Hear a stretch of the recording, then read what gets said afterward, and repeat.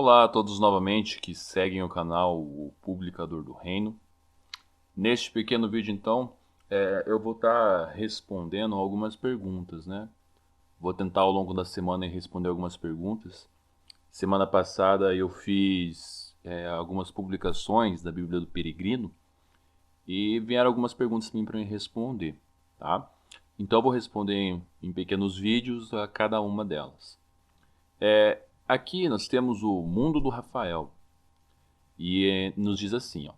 Me desculpe, mas dizer que neste texto, então ele está se referindo ao vídeo que eu falei de Mateus 28, 19 e 20, né? Batizar em nome do Pai, do Filho e do Espírito Santo. Aí ele diz, está escrito para o nome próprio do Pai, do Filho e dizer que somente do Espírito Santo seria como dizer em nome da lei, não faz sentido, pois se indica os três o mesmo sentido, de nome. Além de Mateus 28, aí pede uma explicação. Poderia esclarecer Atos 5:3? Né? Então fala ali do relato de Ananias, né? Que é um texto muito usado para tentar provar a personalidade do Espírito Santo. Então, como eu vou ler o texto, não vou terminar de ler a resposta dela ali. Primeiro ponto, nós temos que entender ali, que no sentido que eu falei do nome, né? O que significa esta palavra nome. Ela não tem o sentido de nome próprio, como você falou. Até porque, usando este argumento que você usou contra você, seria mais absurdo ainda, né?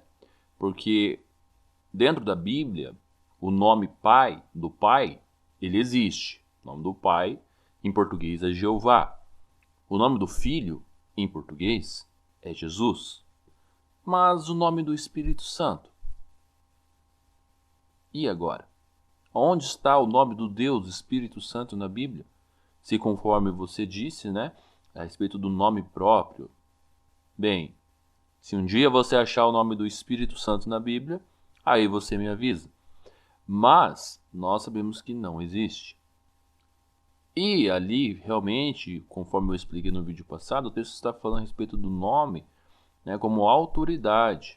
A autoridade do Pai, do Filho e do Espírito Santo no batismo. Né? E é exatamente o objetivo disso que Jesus estava falando.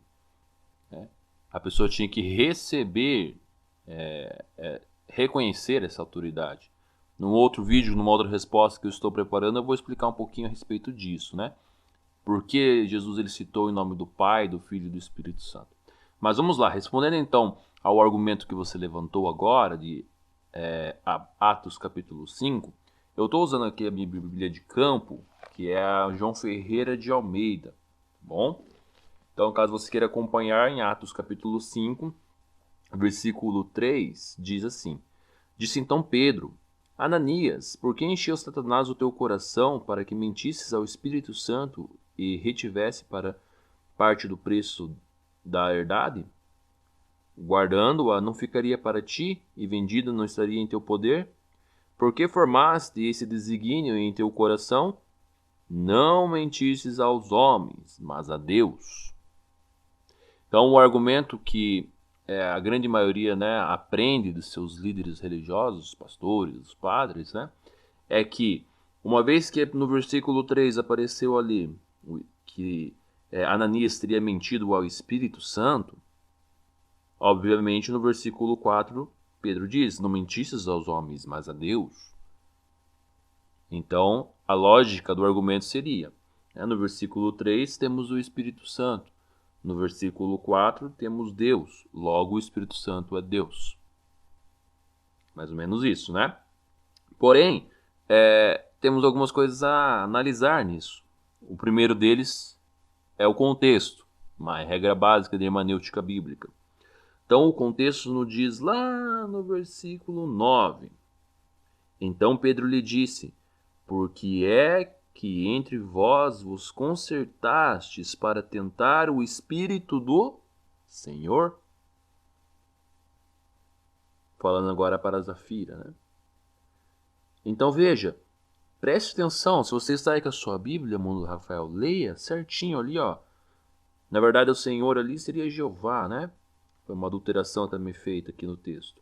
Mas vamos pegar o foco, né? Porque é que entre vós vos concertastes para tentar o Espírito do Senhor? Então veja, nós temos a preposição do, algo que pertence a Jeová ou ao Senhor. Então não tem como o Espírito Santo ser uma parte da Trindade, ou ser um Deus, né? Uma pessoa, se ele pertence ao Senhor. Outro ponto a ser analisado. Só estou pregando aqui o contexto, primeiramente. Nós temos ali também a quem se dirigiu, né? Quem estava na frente de Pedro? Não era, desculpe, quem estava na frente de Ananias? Não era Pedro? Pois bem, será que Pedro então era Deus? Mas como assim, publicador do reino? Ora, preste atenção no texto. No versículo 4. Por que formastes esse desígnio em teu coração? Não mentistes aos homens, mas a Deus. Mas quem estava falando essas palavras? Não era Pedro? Por acaso Pedro era Deus? Não, né? Mas Pedro representava a Deus. Este é o ponto. E encontramos algumas construções gramaticais muito parecidas com isso. Então eu vou analisar com você algumas aqui. Pegue Gênesis, abra aí na sua Bíblia, né? Se quiser até marcar, igual eu vou fazer aqui com a minha, abra aí em Gênesis, capítulo 39, versículos 7 a 9. Então diz assim, E aconteceu depois dessas coisas que a mulher de seu senhor pôs os seus olhos em José e disse-lhe, deita-te comigo.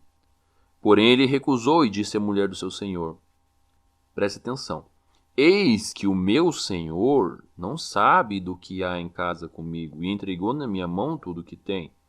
Ninguém é maior do que eu nesta casa, e nenhuma coisa me vedou, senão a ti, porquanto tu és sua mulher. Como, pois, faria eu este tamanho mal e pecaria contra Deus? Viu só o ponto?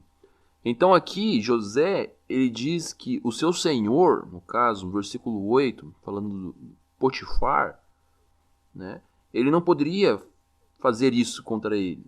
Mas no versículo 9 ele diz, por que eu faria esse tamanho mal e pecaria contra Deus? Usando o seu próprio argumento, nós então estaríamos querendo dizer aqui nesse texto que Potifar era Deus. Mas sabemos que isso também não é verdade.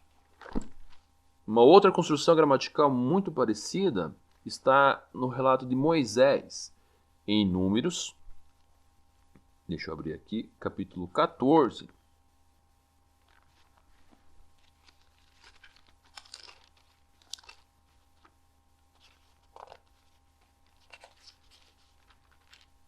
Versículo 2, olha só, diz assim, e todos os filhos de Israel murmuraram contra Moisés e contra Arão.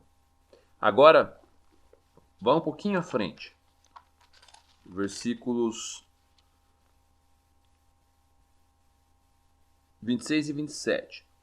Depois falou o Senhor a Moisés e Arão, dizendo, até quando sofrerei esta má congregação que murmura contra mim?